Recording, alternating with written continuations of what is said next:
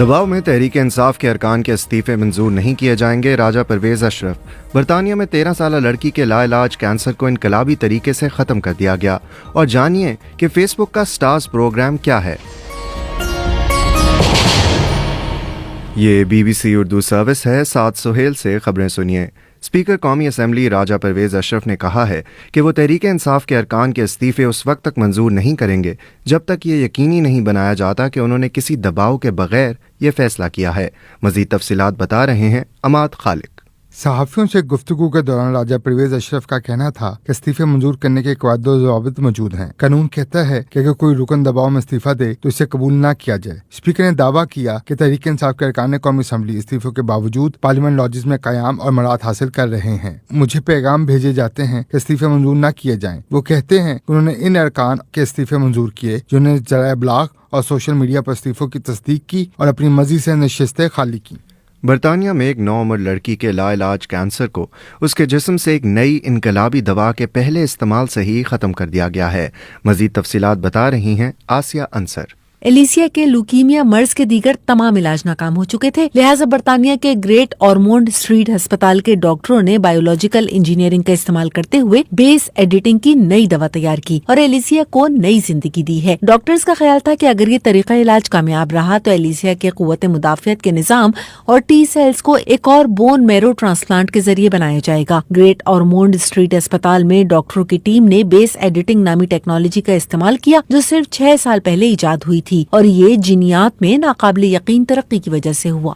रहनुमा तहरीक इंसाफ फवाद चौधरी ने कहा है कि अगर PDM 20 दिसंबर तक मुल्क भर में आम इंतखाबात का कोई हतमी फॉर्मूला सामने नहीं लाती तो पंजाब और खैबर पख्तूनख्वा असम्बलियाँ तहलील कर दी जाएंगी। मजीद तफसीलात सुनिए आजम खान से। फवाद चौधरी का कहना था कि पंजाब और खैबर पख्तूनख्वा में 20 मार्च से पहले आम इंतखाबात का अमल मुकम्मल होगा। इस ज़मन में इत्तेहादियों का मुकम्मल एतमाद हासिल है। उनका मजीद कहना था कि पाकिस्तान को सियासी इस्तेहकाम की जरूरत है और ये मुस्तहकम हुकूमत के बगैर मुमकिन नहीं। दूसरी जानिब वज़ीर दाखिला राना सनाउल्लाह ने कहा है कि PDM की क़यादत गैर मशरूत मुज़ाकरात के लिए तैयार है। ताहम इमरान खान असम्बलियाँ तहलील कर दें तो हम इलेक्शन के लिए तैयार हैं। उनका मजीद कहना था कि साबिक दौर में इंतकामी कार्रवाइयाँ की गई, अगर केस खत्म हो रहे हैं तो हमारे साथ इंसाफ हो रहा है। बलूचिस्तान के अफगानिस्तान से मुत्तसिल सरहदी शहर चमन में गोले गिरने से 1 दर्जन से ज़ायद अफराद ज़ख्मी हुए हैं, जिनमें से बाज़ की हालत तशवीशनाक बताई जाती है। तफसीलात के साथ कोयटा से मोहम्मद काजिम। चमन से आमदा इत्तलात के मुताबिक चमन शहर में गोले फ्रंटियर कोर के किले के करीब रोड पर गिरे, जिसके नतीजे में 1 दर्जन से ज्यादा अफराद जख्मी हुए। जख्मी अफराद को चमन शहर में डिस्ट्रिक्ट हेडक्वार्टर अस्पताल मुंतकिल किया गया, जिनमें से बाज़ की हालत तशवीशनाक बताई जाती है। इन इत्तलात के मुताबिक पाकिस्तान और अफगानिस्तान की सिक्योरिटी फोर्सेस के दरमियान झड़पें हो रही हैं। ताहम अभी तक पाकिस्तान में सरकारी हुकाम की जानिब से इसकी तस्दीक नहीं की गई है। साबिक वज़ीर आज़म इमरान खान ने कहा है कि असम्बलियाँ दिसंबर में तहलील की जाएंगी और ऐसा करने के 48 घंटों बाद निगरान हुकूमत आ जाएगी या उसके लिए मुज़ाकरात शुरू हो जाएंगे। वो बोल TV को दिए इंटरव्यू में बता रहे थे कि आर्मी चीफ वज़ीर आज़म के नीचे हैं, मगर उसे कहे कि वज़ीर आला को हटाओ, ये कहाँ होता है। जब इमरान खान से पूछा गया कि उन्हें लगता है कि परवेज़ इलाही तहरीक इंसाफ के साथ 100% वफादार हैं, तो उनका जवाब था कि परवेज़ इलाही हमारे साथ खड़े हैं। उनका ख्याल है कि हुकूमत थोड़ी देर और चलनी चाहिए। वाज़ेह रहे कि चेयरमैन पाकिस्तान तहरीक इंसाफ इमरान खान आज असम्बलियों की तहलील के हवाले से एक प्रेस कॉन्फ्रेंस करेंगे। मेटा ने पाकिस्तान में फेसबुक मोनेटाइजेशन से मुतालिक स्टार्स प्रोग्राम का आगाज़ किया है, जिसका ऐलान गुज़िश्ता रोज़ वज़ीर ख़ारजा बिलावल भुट्टो ज़रदारी ने किया। यूं तो ये फीचर कुछ पुराना है, मगर पाकिस्तानी सार्फिन को हाल ही में इसके लिए अहल करार दिया गया है। ये स्टार्स फीचर आखिर है क्या, बता रही हैं कोमल फारूक। फेसबुक स्टार्स एक ऐसा फीचर है जिसकी मदद से कोई आम सारिफ या कंटेंट क्रिएटर अपनी वीडियो, फोटो या तहरीरी मवाद से पैसे कमा सकता है। ये स्टार्स आपकी लाइव या ऑन डिमांड वीडियोस पर भेजे जा सकते हैं। हर एक स्टार पर फेसबुक आपको 0.01 अमरीकी डॉलर देगा। फेसबुक ने इस प्रोग्राम को गेमिंग और नॉन गेमिंग कैटेगरी में तकसीम किया है। फेसबुक स्टार्स प्रोग्राम के जरिए पैसे कमाने के लिए जरूरी है कि कम अज कम मुसलसल 60 दिन तक आपके 1000 फॉलोअर्स हों, आप तमाम असूलों से इत्तफाक करते हों और इन पर अमल करें, जबकि आपकी उम्र 18 साल या इससे ज्यादा हो। अगर आप कोई भी राय देना चाहें तो फेसबुक और ट्विटर पर हमारा सफ़ा BBC उर्दू हाजिर है। ये BBC उर्दू सर्विस है।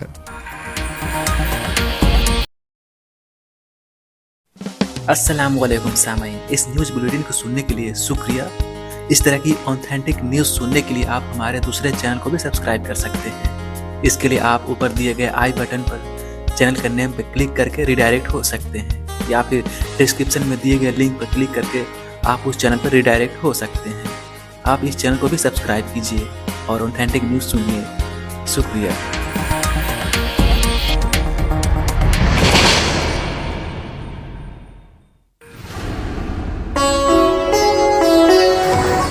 BBC گلوبل نیوز بیٹ آپ ہر شب 8 بجے سے صبح 1 بجے تک ہر گھنٹے کے بعد ہمارے پارٹنر FM ریڈیو چینلز پر سن سکتے ہیں۔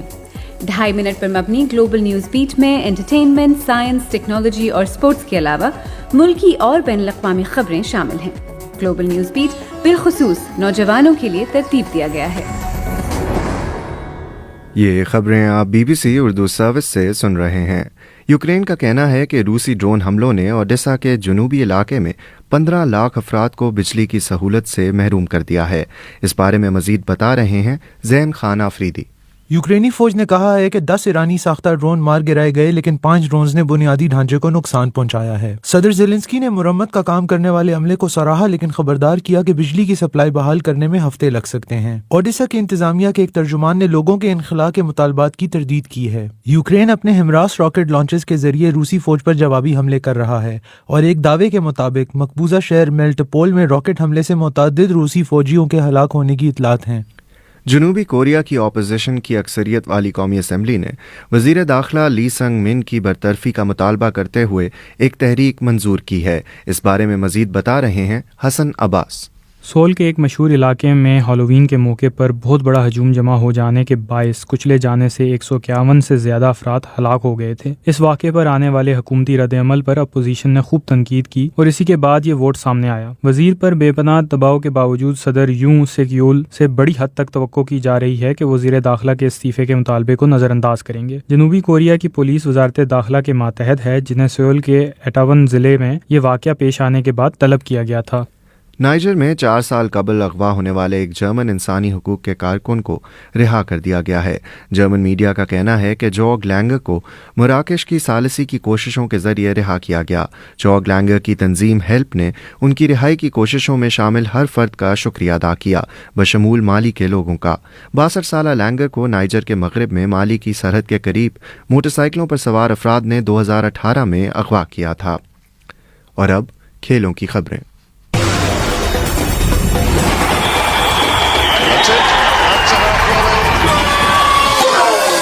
کھیلوں کی خبروں کے ساتھ آپ کی خدمت میں حاضر ہیں، میں ہوں عبید مالک۔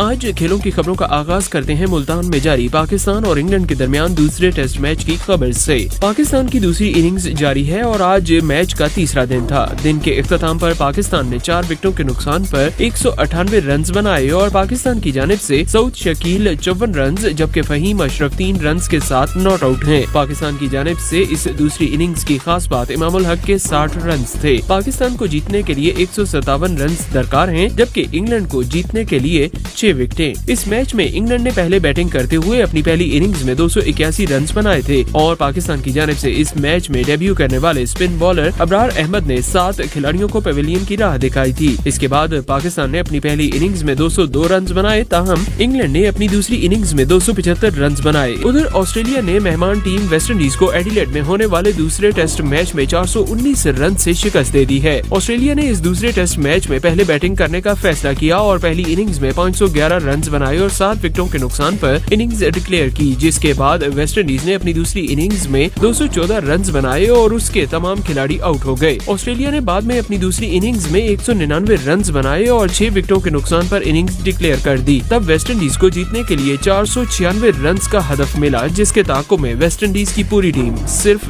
77 رنز بنا سکی۔ اور اب کچھ ذکر ہو جائے فٹ بال کی دنیا کے سب سے بڑے ایونٹ فیفا ورلڈ کپ 2022 کا، جو قطر میں جاری ہے۔ اس ایونٹ کا پہلا سیمی فائنل 13 دسمبر کو ارجنٹائن اور کروشیا کے درمیان کھیلا جائے گا۔ کھیلوں کی دنیا سے فی الوقت اتنا ہی۔ اور اب موسم کا حال سنیے عمیر سلیمی سے۔ محکمہ موسمیات کے مطابق آئندہ 24 گھنٹوں میں ملک کے بیشتر بالائی علاقوں میں مطلع جزوی برآلود رہنے کے علاوہ موسم سرد رہے گا. تاہم شمال مغربی بلوچستان، گلگت بلتستان اور کشمیر میں چند مقامات پر ہلکی بارش اور پہاڑوں پر ہلکی برف باری کا امکان ہے. صوبہ خیبر پختونخوا کے بیشتر اضلاع میں بھی مطلع جزوی برآلود رہنے اور موسم سرد رہنے کا امکان ہے. تاہم چترال، دیر، کوہستان، گرم، سوات اور ایبٹ آباد میں چند مقامات پر ہلکی بارش اور پہاڑوں پر ہلکی برف باری کی پیشگوئی کی گئی ہے. یہ خبریں آپ BBC اردو سروس سے سن رہے تھے.